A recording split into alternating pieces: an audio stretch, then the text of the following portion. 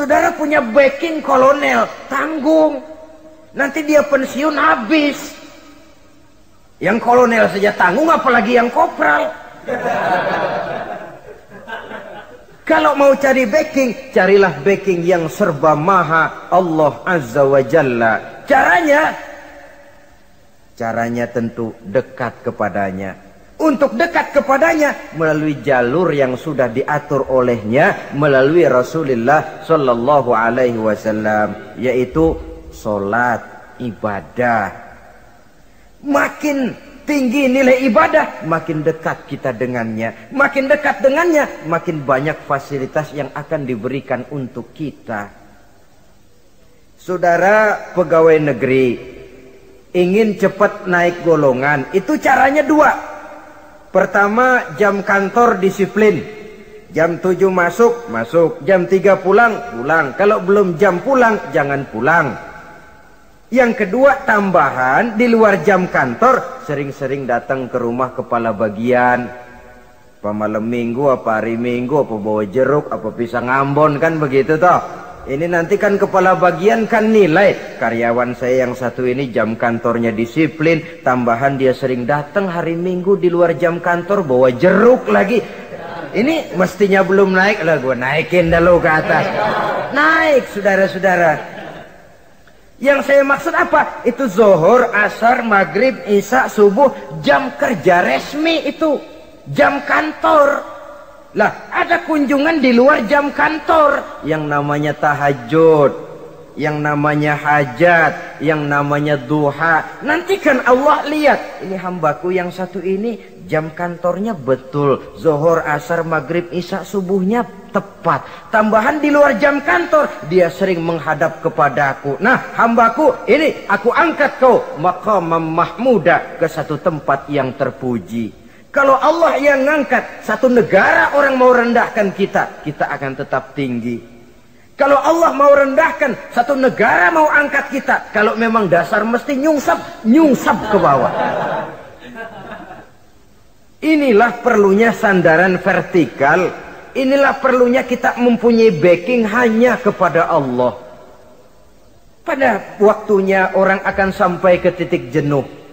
Dalam kesunyian orang sering mempertanyakan eksistensi diri, mulai mempertanyakan hakikat keberadaannya, di tengah kesibukan bisnisnya, di tengah kesibukan kerja dari rapat ke rapat, dari kantor ke kantor, dari tender ke tender. Orang akan sampai kepada titik jenuh. Dikala itu dia memerlukan ketenangan, dikala itu dia memerlukan kedamaian, dikala itu dia mencari eksistensi diri. Sebenarnya hidup ini mau apa sih? Cuma sekedar menjalani hal-hal yang rutin saja, pergi pagi pulang sore, peras keringat, banting tulang, atau ada tujuan yang lebih luhur daripada sekedar ini? Dikala itulah dia mulai mencari jalur untuk mendekatkan diri kepada Sang Pencipta.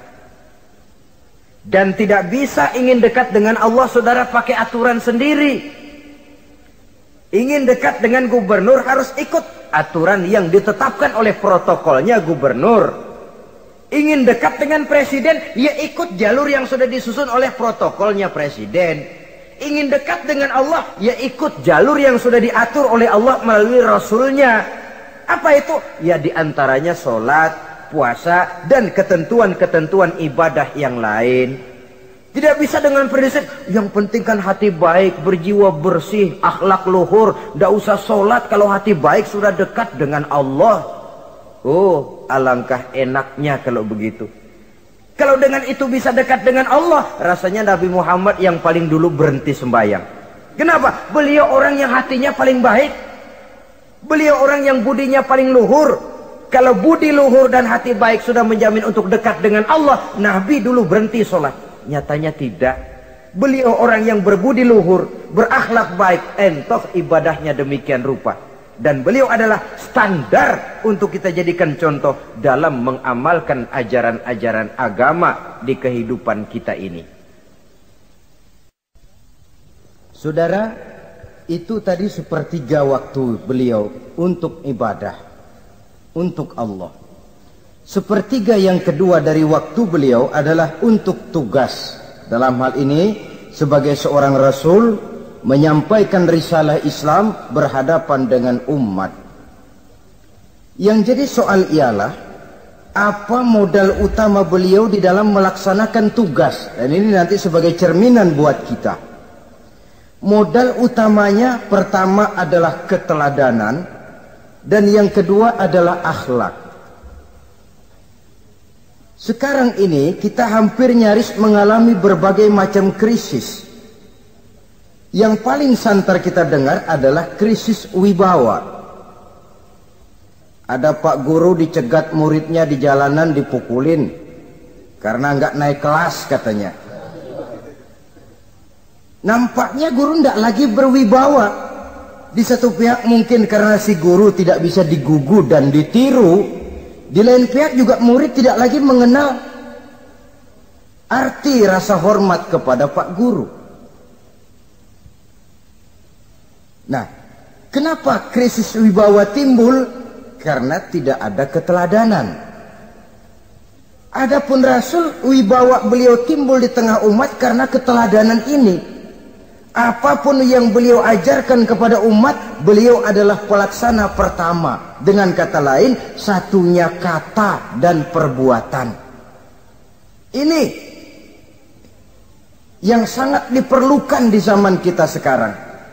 Bukan cuma sekedar simposium, muktamar, kongres, rapat besar dengan keputusan bertumpuk-tumpuk kertas di atas meja, tetapi tidak pernah terrealisir dalam kehidupan. Yang kita perlukan adalah satunya kata dan perbuatan. Bahwa kalau itu yang diucapkan, itu yang diterapkan. Kalau itu yang diteorikan, itu yang dikerjakan. Keteladanan. Yang kedua, rahasia sukses beliau dalam melaksanakan tugas berhadapan dengan umat, akhlak.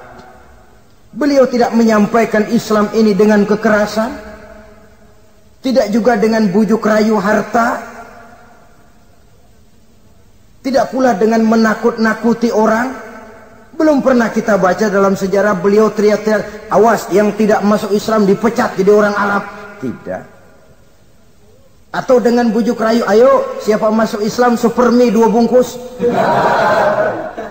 Tidak. Sebab kebenaran tidak bisa dipupuk dengan materi. Kebenaran adalah soal keyakinan, dan keyakinan adalah soal batin. Orang yang beragama karena tertarik kepada super mie, orang yang beragama karena tertarik kepada pakaian, kepada obat-obatan, nilai imannya dipupuk dengan materi. Dan usaha seperti itu sama saja dengan menegakkan benang basah. Dia percaya kepada sesuatu yang dia tidak mengerti. Dia yakin kepada sesuatu yang dia tidak tahu apa bentuk yang dia yakini itu. Alangkah malang dan kasihannya orang yang beragama seperti ini. Tidak demikian dengan Rasul. Islam ini adalah satu keyakinan. Keyakinan terhadap kebenaran hanya bisa ditegakkan dalam nurani manusia yang paling mendasar. Karena itu dia tidak bisa dipaksakan. Dan itu pula sebabnya Quran punya prinsip la ikraha fid din. Tidak ada paksaan dalam beragama. Mau Islam silahkan, tidak mau Islam silahkan. Allah tidak memaksa. Tapi ayat ini jangan disalah pakai. Tidak pernah sholat, ditanya orang, kamu kan Islam kok enggak sholat? La ikraha fid din dong. Salah pakai. Yang tidak ada paksaan dalam beragama itu untuk orang di luar Islam. Kepada tuan-tuan di luar Islam, la ikraha fid din, tidak ada paksaan masuk Islam. Tapi kalau sudah masuk ke dalam Islam, maka berlaku peraturan Islam. Contohnya begini saja, tidak ada paksaan masuk ke rumah saya. Itu toh. Mau masuk silahkan, tidak mau masuk tidak ada urusan. Tapi sekali saudara masuk ke rumah saya, saudara harus ikut tata tertib yang ada di dalam rumah saya. Kira-kira beragama itu begitu. Tidak ada paksaan masuk Islam. Tapi sekali saudara masuk Islam, maka berlaku peraturan Islam untuk kehidupan saudara. Jadi la ikraha fid din ini buat orang di luar garis. Allah tidak maksa-maksa orang mau masuk Islam, mau tidak. Silahkan saja. Tapi ketika orang mendapat hidayah masuk ke dalam Islam, peraturan Islam berlaku dalam kehidupannya.